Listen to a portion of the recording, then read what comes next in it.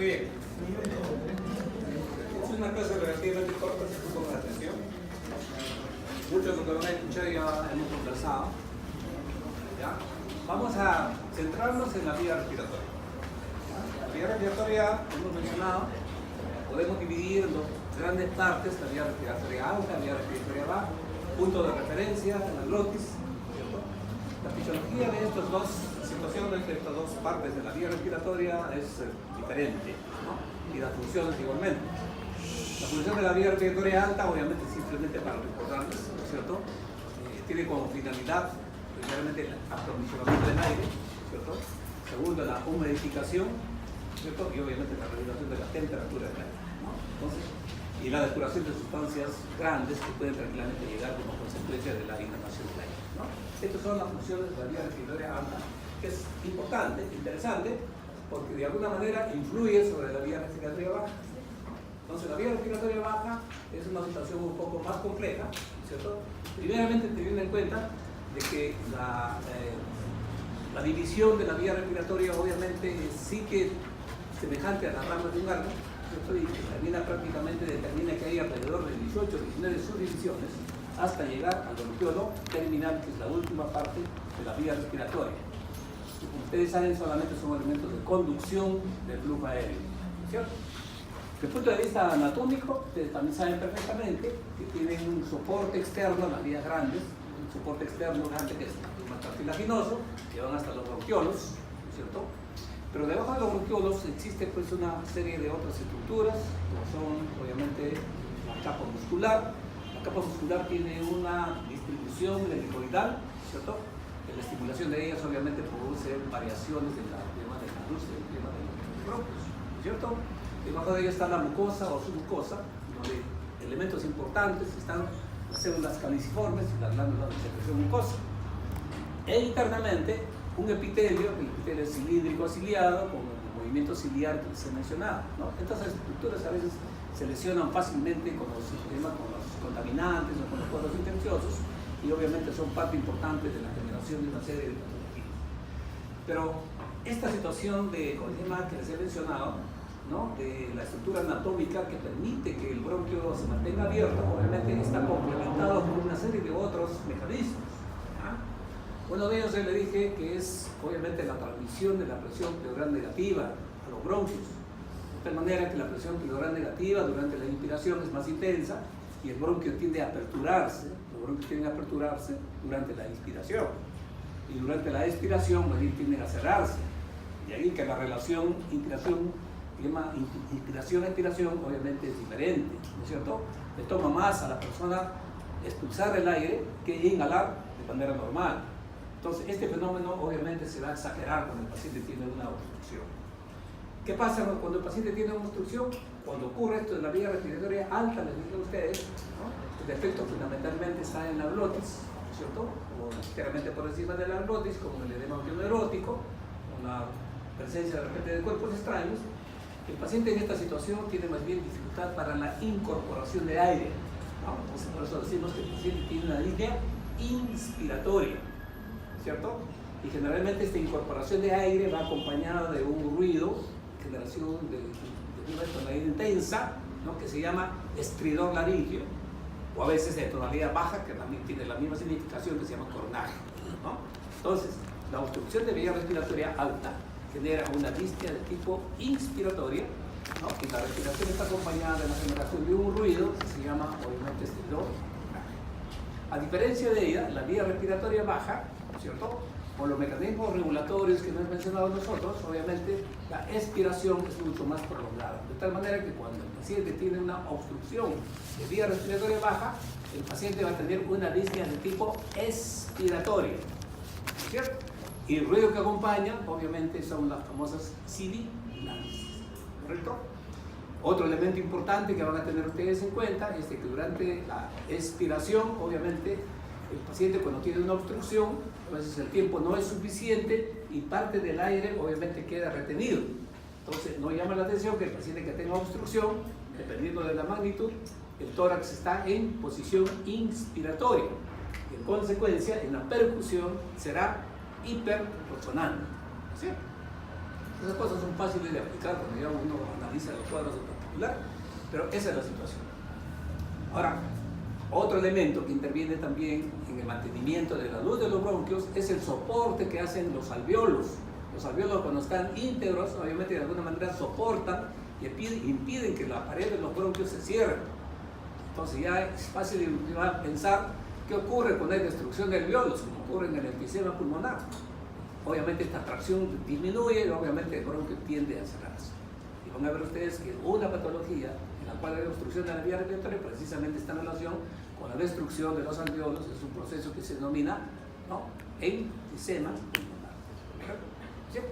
Ahora, para complicar la situación, es que la musculatura respiratoria fundamentalmente está en movimiento en relación a la respuesta de estimulaciones de terminaciones nerviosas y la regulación o el equilibrio que existe entre la estimulación simpática y parasimpática.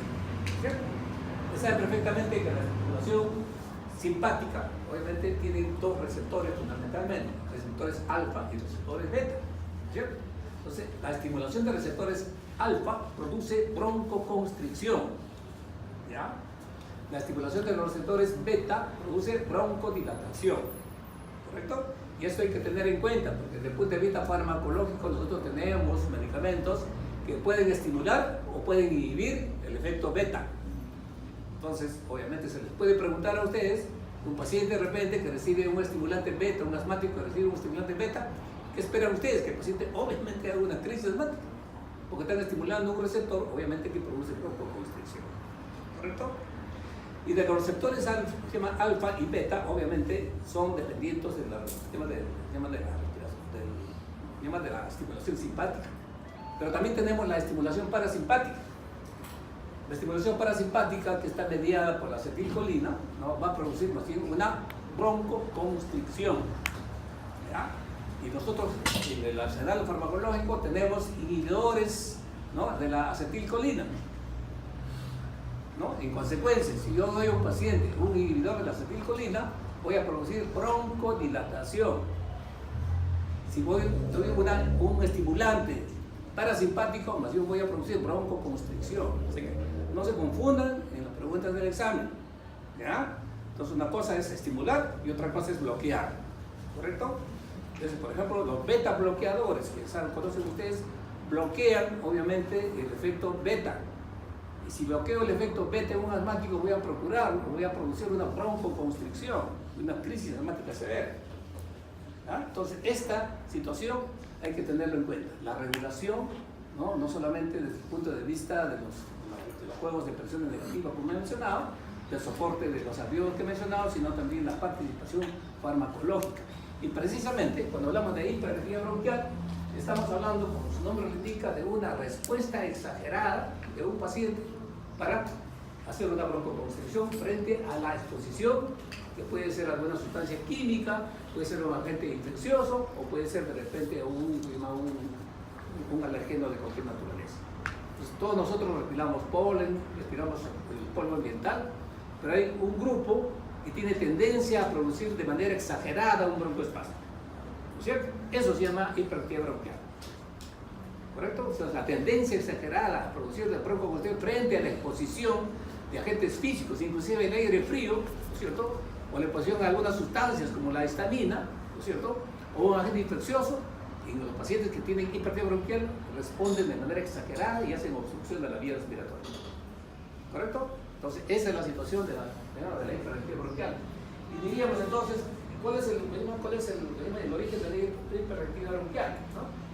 Acá, lo que hemos mencionado, ¿cierto?, las funciones que cumplen tanto la vía respiratoria superior como inferiores, ¿cierto?, la estructura anatómica también mencionamos, la fisiología, la regulación simpática y parasimpática.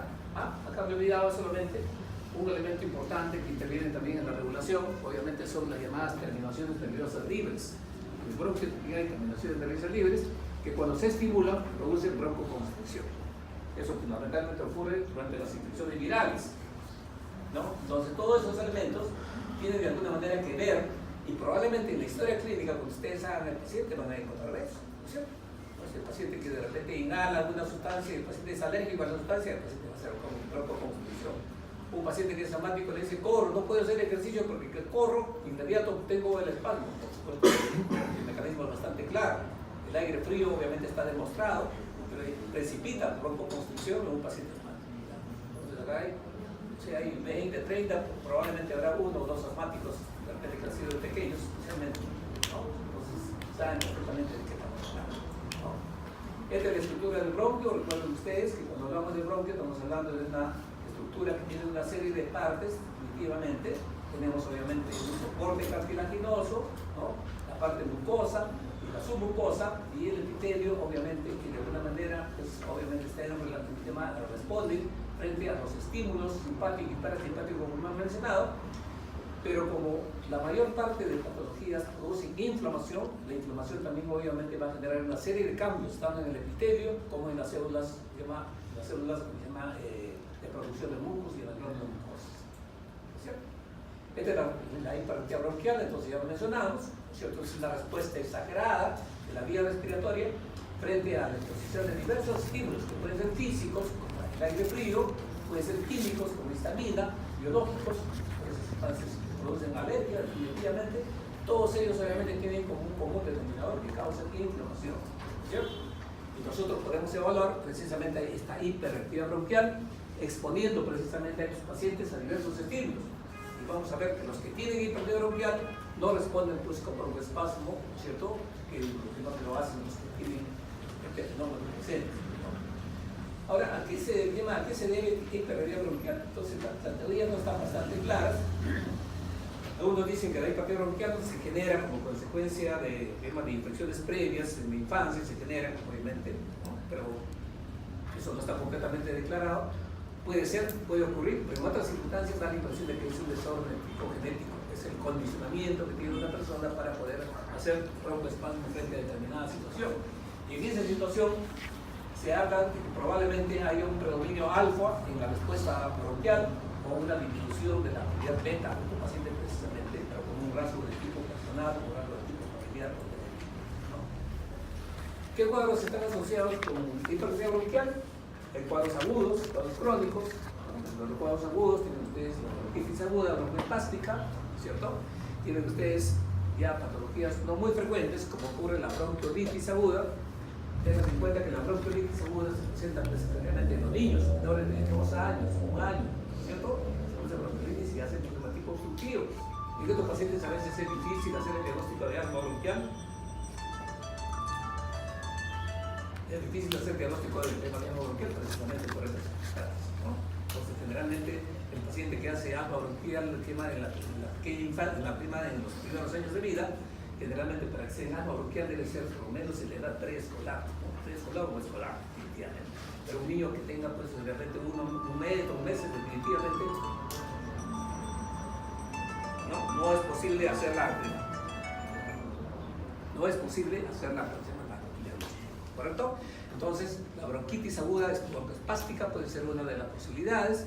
La injuria por inhalación, obviamente, especialmente la inhalación de biomasa, que es bastante frecuente en nuestro medio todavía, por las características sociales de nuestra población, no están dentro de las formas agudas, definitivamente. ¿Me permiten mandarle a aló? ¿Qué desea, señorita? ¿Qué desea? Sí, soy yo. ¿Qué desea?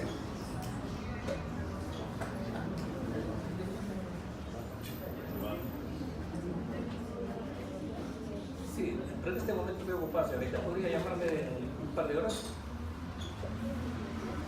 Ok, aló. Bueno, entonces, esa es la situación. ¿Ah? ¿Correcto? Formas agudas. La forma más característica son las formas crónicas. De ellos, obviamente, precisamente el asma bronquial, con su frecuencia es bastante conocido, ¿no? Otra patología que ustedes seguramente han escuchado, la enfermedad pulmonar obstructiva crónica, ¿no? Entonces, la enfermedad pulmonar obstructiva crónica precisamente está uniendo prácticamente en un solo 2 patologías, ¿no? Uno de ellos es la bronquitis obstructiva crónica y el otro es el enfisema pulmonar, ¿no es cierto? Ahora ya no hay necesidad de hacer la separación. Cuando uno habla de enfermedad pulmonar obstructiva crónica, está hablando de los 2 procesos, bronquitis obstructiva más enfisema, porque van prácticamente de la mano. Igualmente la inhalación de biomasa, nuevamente es otra situación. Y otras situaciones que pueden presentarse también así con crisis de broncoespasmo, especialmente crónico, es la alveolitis alérgica extrínseca.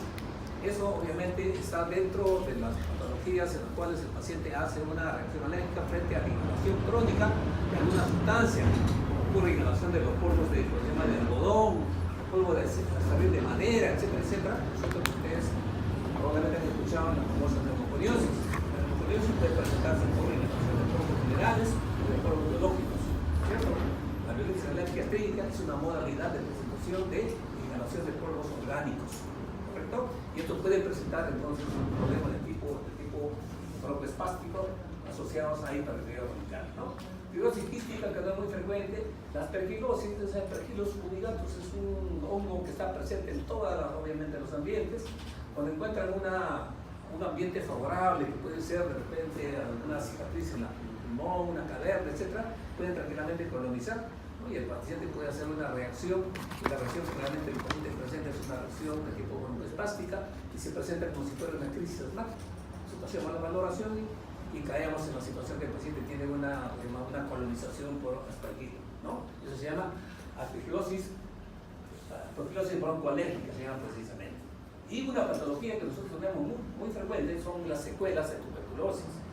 Muchos pacientes con secuelas de tuberculosis al final quedan sensibilizados y obviamente tienen un cuadro de hiperactividad bronquial y pueden presentar entonces broncoespasmo. O sea, no necesariamente todo broncoespasmo necesariamente es asma bronquial o puede ser obviamente también un muscular. Obviamente la causa más frecuente de este tipo de situación son la bronquitis aguda, como he mencionado, broncoespástica, el EPOC, el asma bronquial y el pulmón circular. Son las 4 causas más frecuentes de patología obstructiva crónica relacionada con hiperactividad bronquial. Bueno, esto ya lo mencionaba con la hiperactividad bronquial, obviamente tiene una serie de mecanismos de tipo genéticos y otros mecanismos de tipos ambientales, ¿cierto? La semiología ya es fácil, están ustedes ya más o menos ya enterados de qué puede presentar el paciente durante un problema de tipo obstructivo.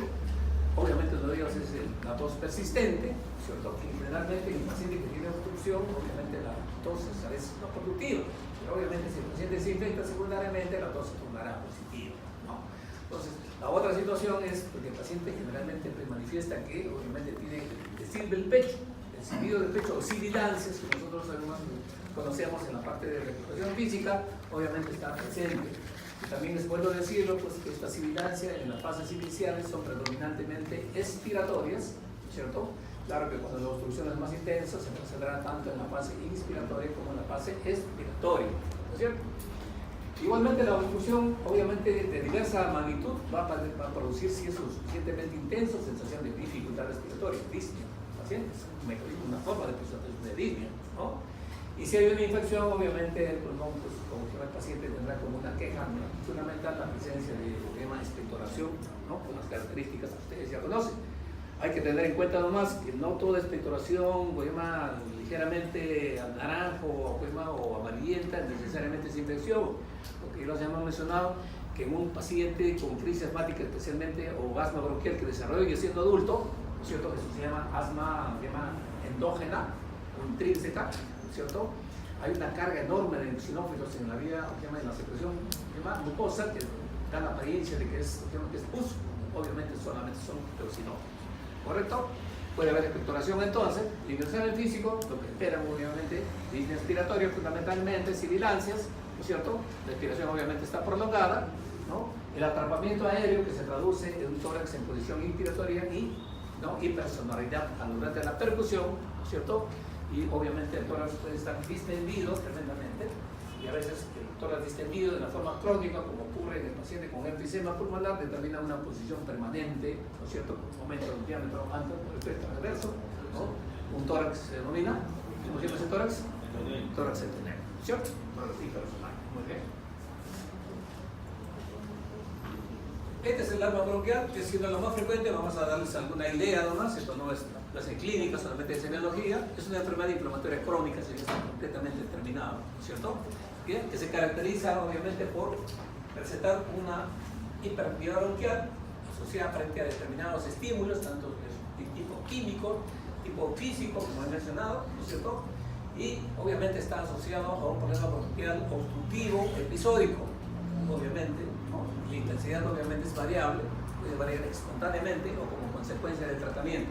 Esto presupone que entre los episodios de crisis asmática el pulmón está completamente sano, tanto desde el punto de vista anatomopatológico como semiológico y obviamente desde el punto de vista fisiológico. Te hacen las pruebas de fisiología, obviamente no va a haber pruebas de obstrucción, entran al pulmón y no va a haber ninguna molestia desde el punto de vista anatomopatológico y obviamente el paciente está completamente asintomático. Entonces, esa es una característica importante del asma bronquial, ¿ya? La normalidad, tanto física o bioquímica, en los episodios, en los episodios intermedios de la crisis asmática. Estos son los elementos importantes que tienen ustedes que fijar cuando hablamos del tema de asma bronquial, que la obstrucción bronquial es reversible, ¿cierto?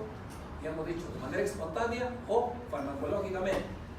Segundo, el paciente está asociada a una hiperactividad bronquial, que puede ser ya adquirida o puede ser obviamente genética. Y el mecanismo básico de todos ellos, obviamente, es la inflamación, que va a generar una serie de respuestas en el pulmón que vamos a ver más adelante, ¿no? Muy frecuente en los niños, de repente la frecuencia que están viendo ahí es una frecuencia bastante escasa. Nosotros no preguntamos nunca porcentaje, porque cada libro te da un porcentaje determinado, inclusive en niños mucho más frecuente, de repente estamos hablando de un 10 a 12% de los pacientes. Ustedes acá, como digo, de repente deben haber 2 o 3 asmáticos acá, o que han sido asmáticos por lo menos. ¿No? ¿Quién ha sido asmático? Es que tiene un poco asmático, todos asmáticos, así, ¿no? La incidencia es alta. Ahora ya no tienen asma, probablemente porque tienen asma de tipo, ¿no? Exógeno seguramente, ¿cierto?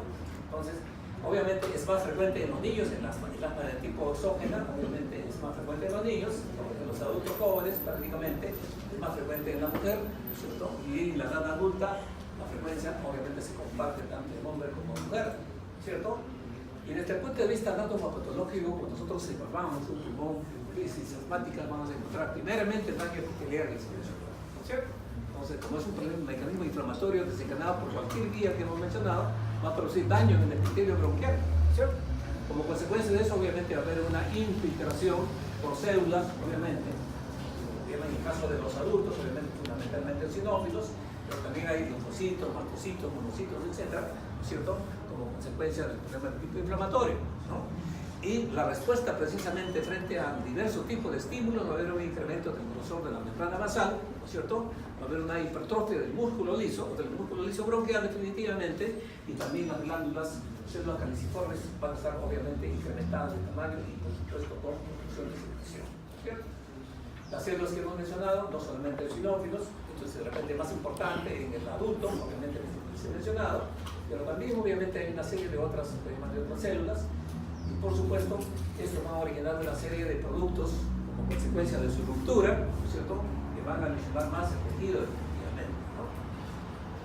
Estas infiltraciones y la presencia de los mediadores, obviamente, que se desprenden de las células, obviamente va a producir un aumento de la serie de mecanismos, va a producir fenómenos quimotácticos para atraer mayor cantidad de células, ¿no es cierto?, y obviamente se va a producir pues, un cuadro de tipo inflamatorio característico, ¿cierto? Otro elemento y células fundamentalmente que van a encontrar ustedes son los mastocitos, ¿cierto? Y recuerden ustedes que los mastocitos obviamente están liberando una cantidad tremenda de mediadores químicos, ¿no? A ver ustedes cómo se producen, ¿cierto? Estos son un ejemplo de la vía de un paciente que tiene pues, una vía que no está en un periodo de crisis asmática, de repente es el periodo hipercrítico, ¿cierto? El paciente empieza a hacer un episodio de broncoespasmo, hay broncoconstricción, los músculos tienden a cerrarse y la vía tiende a acostarse, obviamente, pero todavía de repente no tiene repercusión en el aire, porque todavía puede eliminar. Ya en una crisis severa, ¿no es cierto?, no solamente se va a producir una mayor alteración del flujo, sino obviamente va a ocurrir lo que se llama atrapamiento aéreo y los pulmones obviamente están hiperextendidos. Quiero que fijen ustedes acá, y esto va a ser de repente motivo de pregunta, 3 elementos fundamentales que determinan, ¿cierto?, la obstrucción de la vía respiratoria. Uno de ellos, la parte muscular, broncoconstricción, que lleva a contracción de los músculos lisos, ¿cierto? Segundo, edema de la mucosa. Y tercero, hipersecreción. ¿Ya? Esos son los 3 elementos que intervienen en la obstrucción del flujo aéreo en el paciente, ¿no? Cualquiera que sea, acá en el asma, obviamente de manera reversible, en los otros cuadros, obviamente de manera permanente, ¿cierto? En cuanto a los tipos, hemos mencionado ya, hay dos tipos fundamentales de asma bronquial. Uno de ellos es obviamente llamada el asma alérgica extrínseca, ¿no? Que hace alusión a que el proceso es desencadenado por la inhalación de alergenos externos. Esa es característica del asma de los niños, ¿no? Entonces, en estos pacientitos, obviamente, la historia clínica va a ser muy notoria, el paciente puede tener pues, una respuesta clara frente a la inhalación de determinado tipo de alergenos, que puede ser inclusive no solamente inhalatorio, sino de repente con los alimentos, ¿no es cierto? Estos niños tienen tendencia a producir tienen una respuesta exagerada en el organismo a producir inmunoglobulina E.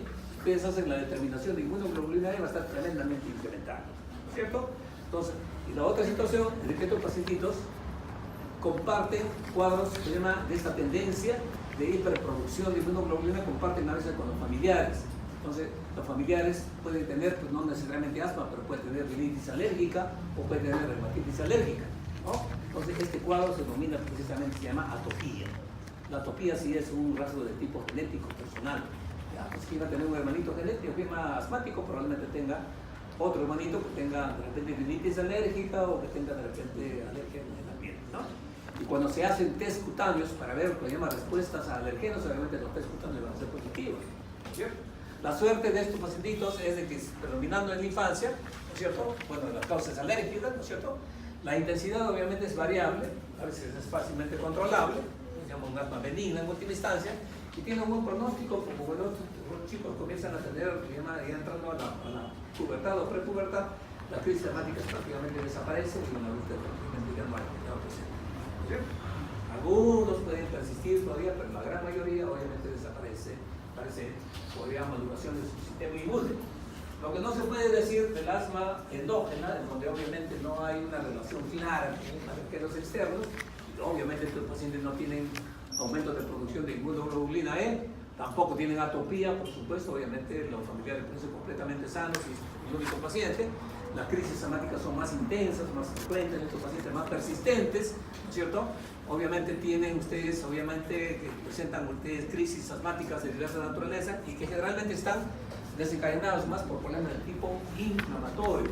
Hacen un resfrío, hacen una virosis, el paciente hace una situación de broncoespasmo bastante más importante y el pronóstico obviamente es mayor. El paciente que empieza con asma bronquial tardío, obviamente es probablemente que lo va a seguir durante toda su vida, ¿no es cierto?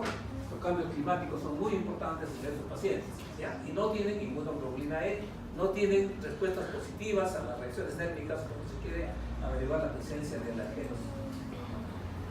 Y estos son los elementos que pueden tranquilamente desencadenar una crisis asmática, ¿ya? Entonces, en la alergia y asma bronquial profesional, yo creo que eso prácticamente está bastante explicado por la presencia y la capacidad de reaccionar frente a alergenos que una persona normal no lo hace, ¿no? Todos respiramos polen y no todos hacemos. Quien hace asma bronquial tiene esa predisposición, eso se llama atopía definitivamente. El ejercicio, yo lo he mencionado, el ejercicio cuando se hace y se hiperventila, obviamente lo que se hace es el paciente a veces inhala aire frío, ¿cierto? Y el aire frío está determinado ya, es el elemento que fundamentalmente produce estimulación de las terminaciones nerviosas libres de la vía respiratoria y produce broncoespasmo. Esto se demuestra porque cuando se hace inhalar al paciente aire caliente y humedecido, no se produce broncoespasmo, ¿no? Entonces es una respuesta clara, ¿no es cierto?, de que este paciente tiene hipertrofia bronquial, obviamente precipitada por el frío. Igualmente incluye pues, las emociones, las crisis emocionales, tranquilamente pueden presentarse, y las infecciones respiratorias obviamente también pueden presentarse. Ya les mencioné la posibilidad de algunos fármacos que pueden precipitar definitivamente, ¿cierto? Acá hay que tener en cuenta que hay algunas mujeres que hacen, obviamente, son ese asma bronquial asociado a pólipos nasales. Estas personas tienen muchísima tendencia a hacer broncoespasmo cuando se exponen a antiinflamatorios, a AINES, acetilsalicílico. Obviamente los pacientes no pueden tomar una aspirina porque el paciente hace un broncoespasmo. Generalmente son mujeres maduras y con pólipos nasales. Eso tiene hipersensibilidad a los antiinflamatorios. Simplemente por una alteración bioquímica, simplemente, ¿no?